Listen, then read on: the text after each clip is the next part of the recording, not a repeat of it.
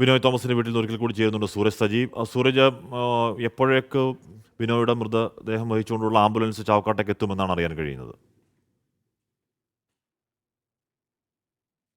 ഹാഷ്മി, ഒരു 15 മിനിറ്റ് നേരം, അതായത് വാടാനപ്പള്ളി പിന്നിട്ടു എന്നുള്ളതാണ് നമുക്ക് ഒടുവിൽ ലഭിക്കുന്ന വിവരം. ഇനി ഒരു 10 കിലോമീറ്റർ ദൂരം കൂടി പിന്നിട്ട് കഴിഞ്ഞാൽ എന്തായാലും ഈ നമ്മളിപ്പോൾ നിൽക്കുന്ന സൗത്ത് പാലയൂരിലേക്ക് എത്തും എന്നുള്ളതാണ് നമുക്ക് മനസ്സിലാക്കാൻ കഴിയുന്നത്. എന്തായാലും പോലീസിൽ നിന്ന് നമുക്ക് ലഭിക്കുന്ന വിവരം അത്തരത്തിൽ തന്നെയാണ്. വാടാനപ്പള്ളി പിന്നിട്ടുണ്ട്.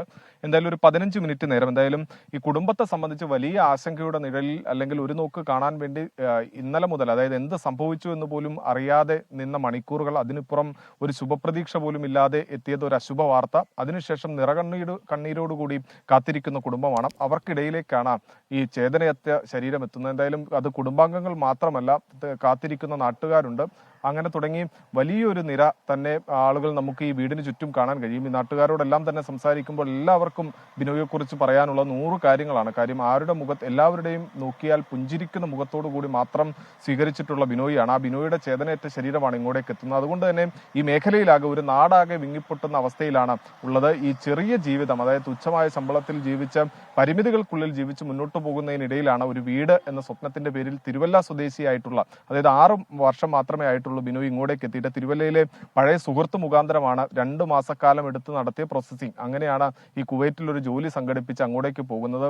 5-ാം തീയതി പോകുന്നു, 6-ാം തീയതി ജോലിയിൽ പ്രവേശിക്കുന്നു. പക്ഷേ ഈ ജോലിയൊക്കെ സന്തോഷമാണ്, നല്ല ജീവിതമാണ് എന്നൊക്കെ പറഞ്ഞ് നാട്ടുകാരെ വിളിച്ച ബിനോയിയാണ്. ആ ബിനോയിയാണ് ഇപ്പോൾ ഈ ചേതനേറ്റ ശരീരമായി ഇങ്ങോട്ടേക്ക് എത്തുന്നത്. എന്തായാലും അല്പസമയത്തിനകം 10 മിനിറ്റോടുകൂടി ഇങ്ങോട്ടേക്ക് എത്തും. അതിനുശേഷം ഒരു 2 മണിക്കൂർ മാത്രമായിരിക്കും ഈ വീട്ടിൽ പൊതുദർശനം ഉണ്ടാവുക. അതായത് ഇവിടെ എത്തിയ ആളുകൾക്ക് കാണാനുള്ള സൗകര്യം ഒരുക്കുക. അതിനുശേഷം മൃതദേഹം സംസ്കാര ചടങ്ങുകൾക്കായിട്ട് കുന്നംകുളത്തേക്ക് കൊണ്ടുപോവുകയും ചെയ്യും. എന്തായാലും ഒരു 10 മിനിറ്റിനുള്ളിൽ തന്നെ മൃതദേഹം ഇങ്ങോട്ടേക്ക് എത്തും എന്നുള്ളതാണ് നമുക്ക് ഒടുവിൽ ലഭിക്കുന്ന വിവരം. ഹാഷ്മി, ചാവക്കാട് സ്വദേശി ബിനോയ് തോമസിന്റെ വീട്ടിൽ നിന്നാണ് സൂരജ് സജീവ് വിവരങ്ങൾ നൽകി. നമ്മൾ നേരത്തെ കണ്ടതാണ് 4 കസേരകൾക്ക് മുകളിൽ എടുത്തു വച്ചിരിക്കുന്ന ഒരു ശവപ്പെട്ടി, ഒരൊറ്റമുറി വീട് എന്ന് പറഞ്ഞാൽ ആ വീട് പൂർത്തിയാക്കുക എന്നുള്ളതായിരുന്നു ബിനോയുടെ വലിയ സ്വപ്നം. ഒരു പുതിയ വീട് ഉണ്ടാവുക, കയറി കിടക്കാൻ കൊള്ളാവുന്ന നല്ല വീടുണ്ടാക്കുക എന്ന സ്വപ്നത്തിൻ്റെ പിന്നാലെയാണ് ആ പ്രവാസത്തിലേക്കുള്ള യാത്ര. ആ യാത്ര ഇത്തരത്തിൽ സങ്കടത്തിൽ കലാശിക്കുകയും ചെയ്തു.